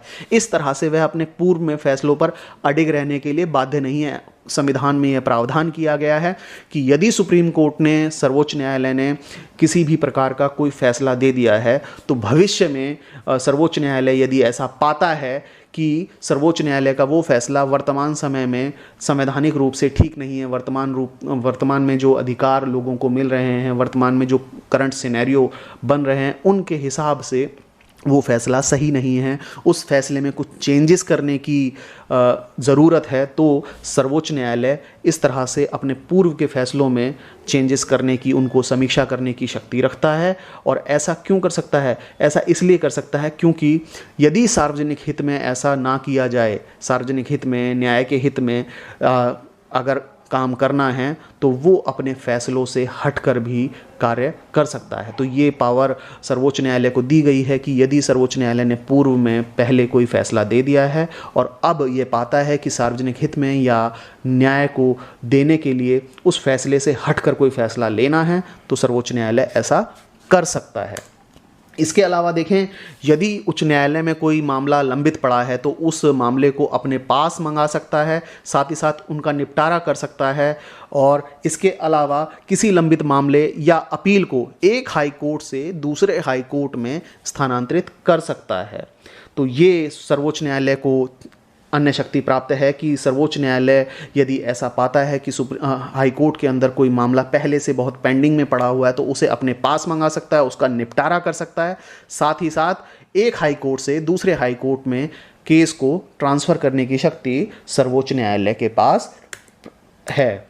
इसके अलावा सर्वोच्च न्यायालय संविधान की व्याख्या कर सकता है। देखिए, बहुत ही इम्पोर्टेंट प्रश्न यहाँ है कि संविधान की व्याख्या करने का जो राइट है भारतीय संविधान के हिसाब से, वो सर्वोच्च न्यायालय को दिया गया है। यदि संविधान के किसी प्रावधान पर, संविधान के अंदर जितने प्रावधान हैं, संविधान के किसी अनुच्छेद में किसी भी प्रकार का कोई क्वेश्चन मार्क रेज होता है कि इस तरह की पावर किसके पास है, तो ऐसी स्थिति में संविधान की व्याख्या करने की जो शक्ति है वो सर्वोच्च न्यायालय के पास है। तो यहाँ अन्य शक्तियों में ये बात क्लियर है कि यदि संविधान के अंतर्गत किसी भी प्रकार के किसी प्रावधान की कोई व्याख्या करनी है, तो संविधान के उस प्रावधान की, पूरे संविधान की व्याख्या करने की शक्ति भारतीय संविधान के हिसाब से सर्वोच्च न्यायालय को प्रदान की गई है। इसके अलावा सर्वोच्च न्यायालय देश के सभी न्यायालय और ट्रिब्यूनलों के क्रियाकलापों पर भी नियंत्रण रख सकता है।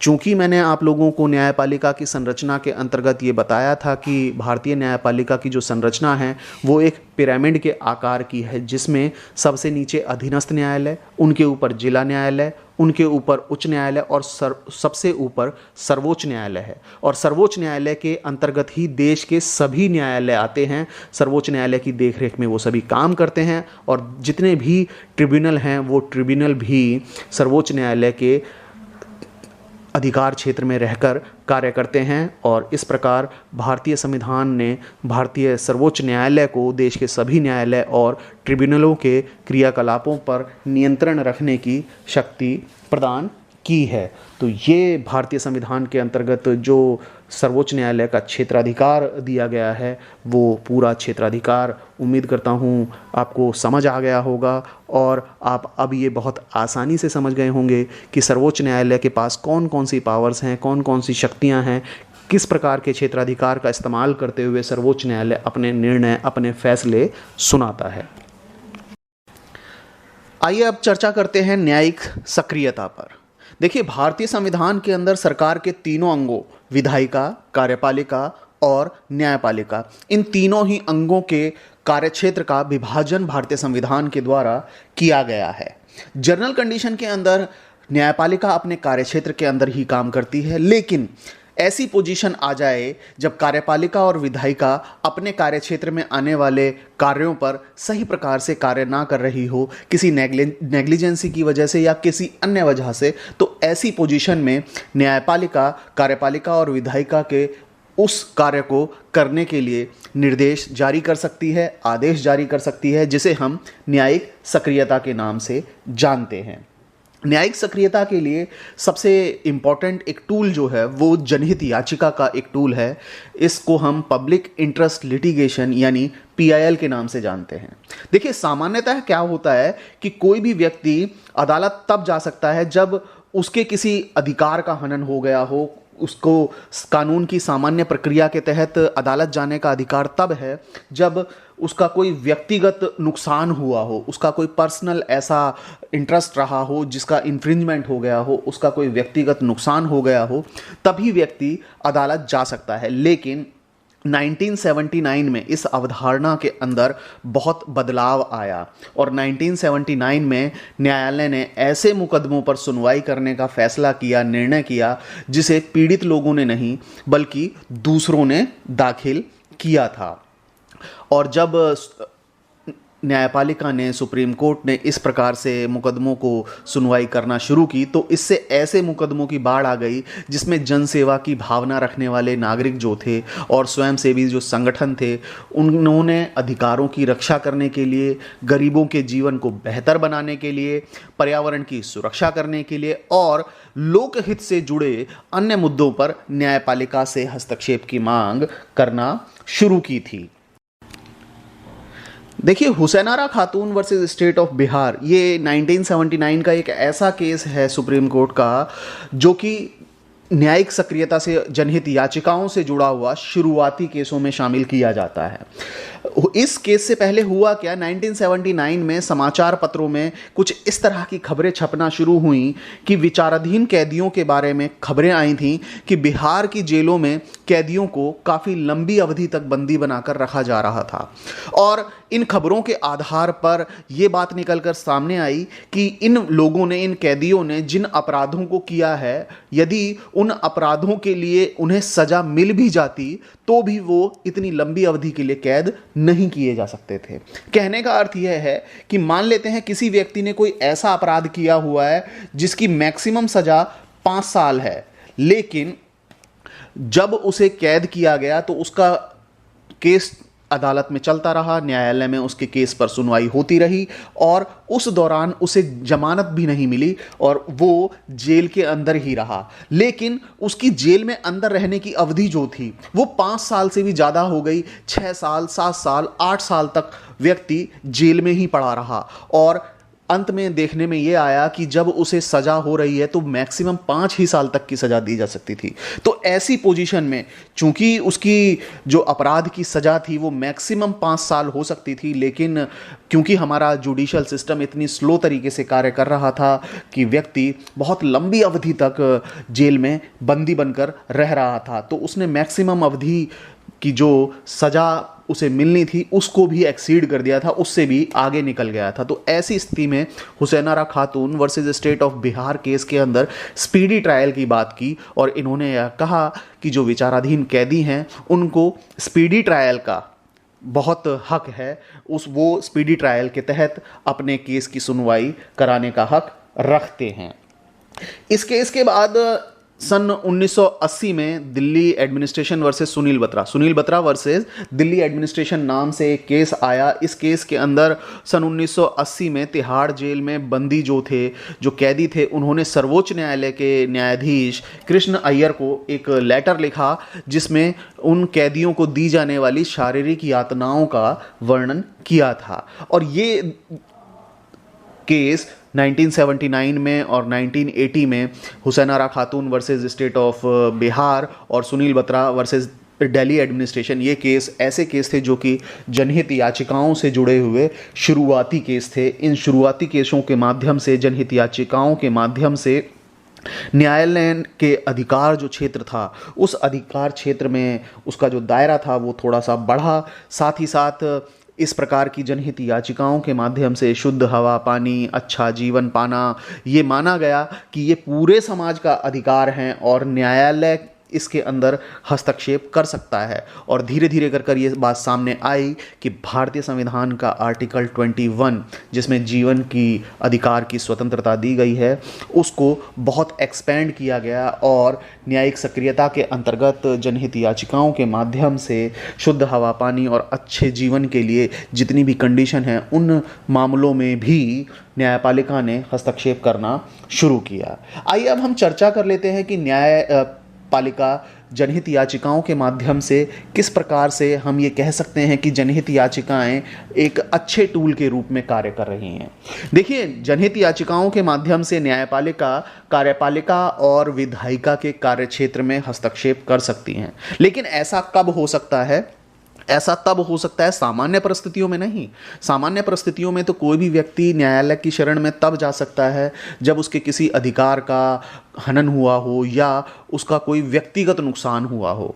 लेकिन सामान्य परिस्थितियों के अतिरिक्त जब कार्यपालिका और विधायिका अपने कार्यक्षेत्र में आने वाले किसी कार्य को नहीं कर रही हो, किसी नेग्लिजेंसी की वजह से नहीं कर रही हो या फिर किसी डिले की वजह से ऐसा कार्य नहीं कर पा रही है कार्यपालिका या विधायिका, तो न्यायपालिका उसके कार्यक्षेत्र में हस्तक्षेप कर सकती है और साथ ही साथ इन्हें ये आदेश जारी कर सकती है।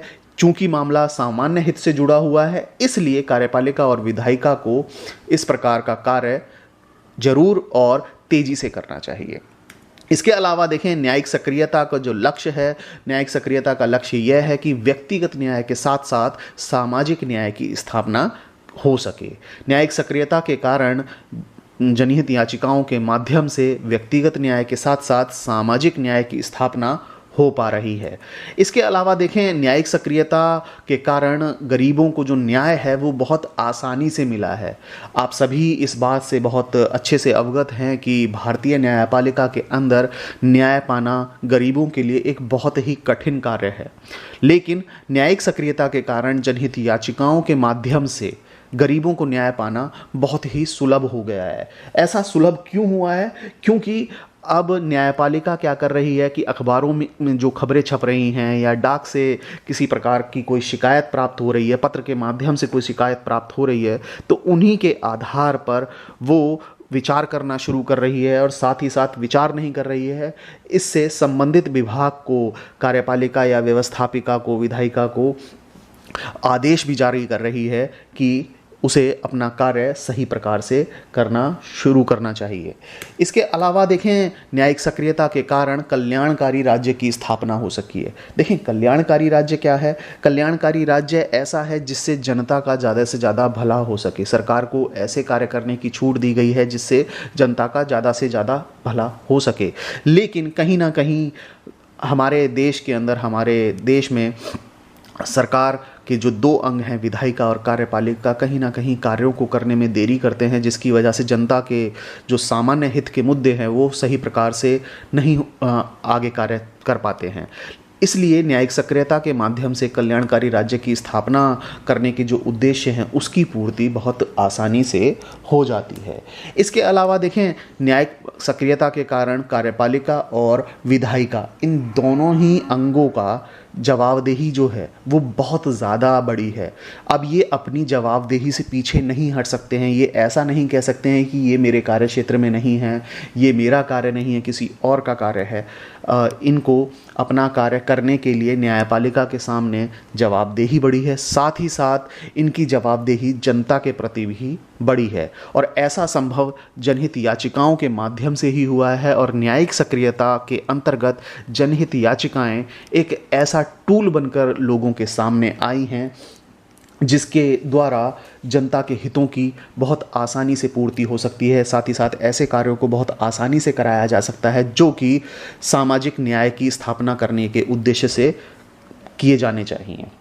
लेकिन सिर्फ ऐसा नहीं है कि न्यायिक सक्रियता के सिर्फ पॉजिटिव एस्पेक्ट्स हैं, कहीं ना कहीं न्यायिक सक्रियता के कुछ नेगेटिव एस्पेक्ट्स भी हैं, इसके कुछ नकारात्मक पहलू भी हैं। आइए हम एक बार चर्चा करते हैं कि नकारात्मक पहलू कौन से हैं।